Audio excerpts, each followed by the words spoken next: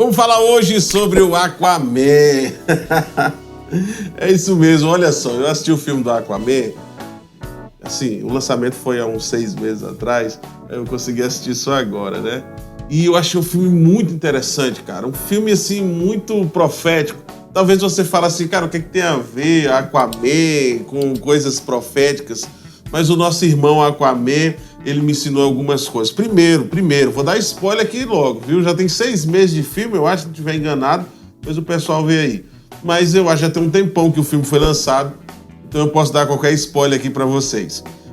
O Aquaman, lá do Jason Momoa, ele vivia, cara, sem propósito algum de vida, tá? Vivia bebendo, ele vivia, né, a vida que ele queria levar, ele levava. Então ele era muito doido, fazia um monte de coisa errada, vivia sem regra alguma.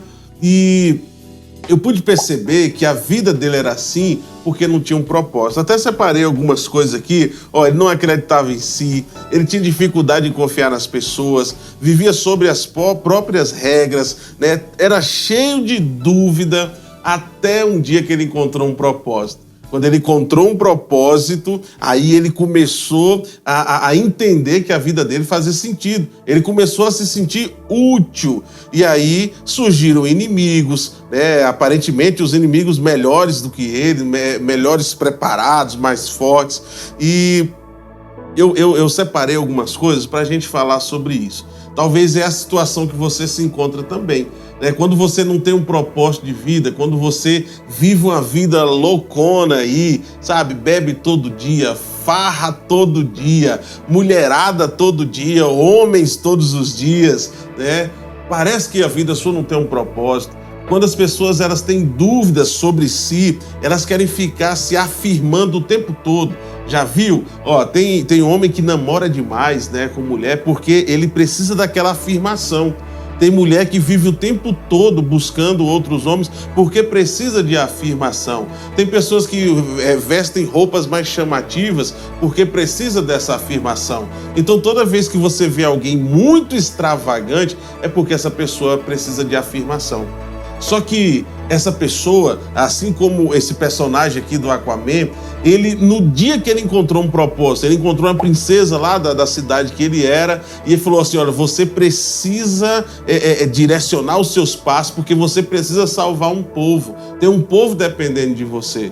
Então, naquele momento, ele deu um estalo e falou assim, cara, eu tenho que me posicionar.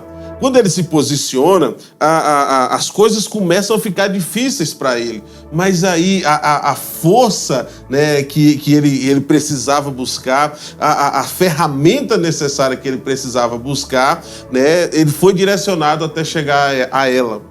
E olha só que detalhe interessante. Lá no filme, o personagem do Aquaman, ele tem que encontrar um tridente dourado. E esse tridente é a arma mais poderosa, que só um guerreiro, só alguém muito habilidoso poderia ter contato com ela. Mas essa arma, ela era guardada por um ser mitológico que era o mais forte, né, da nação ali da DC Comics, chamado Karaten. E eu falei, cara, mas esse nome é muito parecido, né, com o nosso caráter, né, aquele algo interno.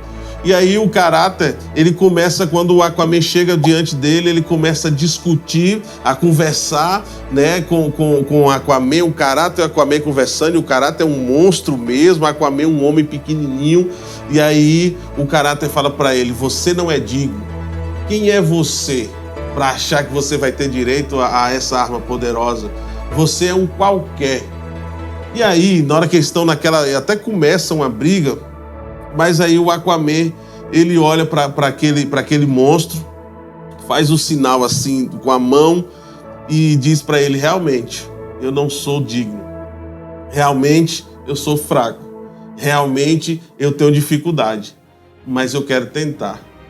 E aí, naquele momento, aquele monstro, ele fica assustado. Por quê? Porque aquele monstro só conseguia conversar telepaticamente, ou seja, só na mente. E se o Aquaman estava conseguindo entender e conversar com ele, era porque ele era o escolhido. Então, naquele momento, o monstro ele começa a entender que aquele cara era realmente um cara escolhido. Olha quanta coisa interessante para a gente pegar, né, de um filme. o Aquaman ele consegue conversar com caráter.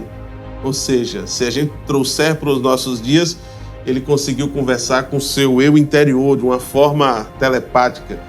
A gente, para conseguir conversar com nós mesmos, a gente precisa parar um pouquinho, meditar.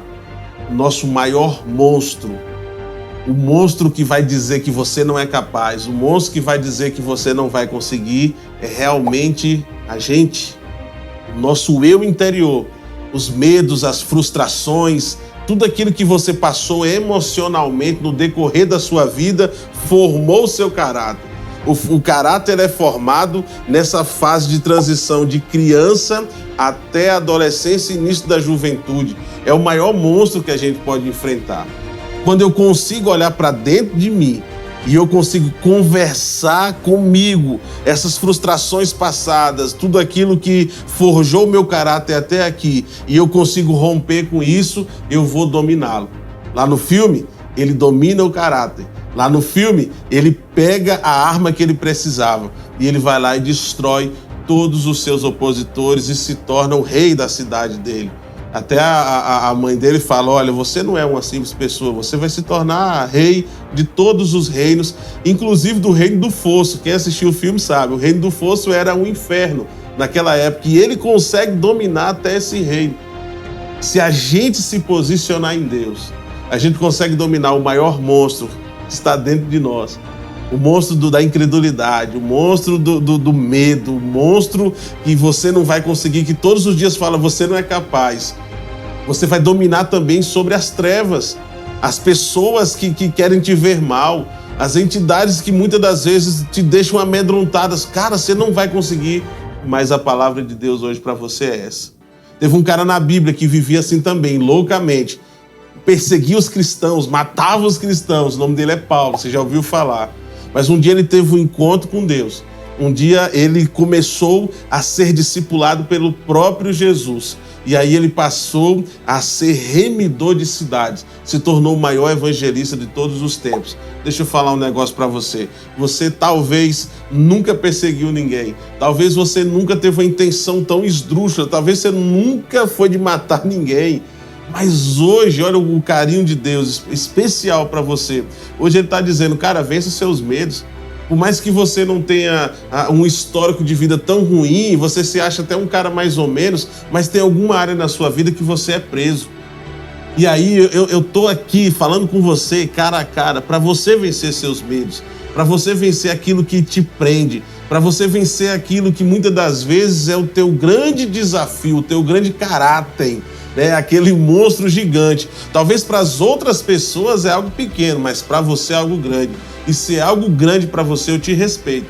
Mas eu preciso te dizer que não existe nada, mas nada maior do que o poder de Deus sobre a sua vida, porque foi Ele que te criou. Então, se não existe nada maior do que o poder de Deus na sua vida, porque foi Ele que te criou, então tenha intimidade com Deus, que eu tenho certeza que as coisas vão mudar para você. Para finalizar, eu fiz somente essa analogia, com esse filme, essa comparação com esse filme, para dizer para você, para dominar suas emoções, para que você comece a entender que você é uma pessoa escolhida. Ah, mas eu moro no interior. Ah, mas eu não sou cristão. Ah, mas eu... Não. Deixa eu te falar uma coisa. Você é escolhido sim. Onde quer que você esteja, onde Deus te plantou, é aí que você vai dominar o mundo. O seu mundo ao seu redor, Deus colocou você exatamente nesse lugar estratégico para que você faça a diferença aí. Tá bom? Domine esse caráter, tá? Comece a viver o sobrenatural de Deus e muita coisa vai acontecer na sua vida. Deus te abençoe. A gente se fala.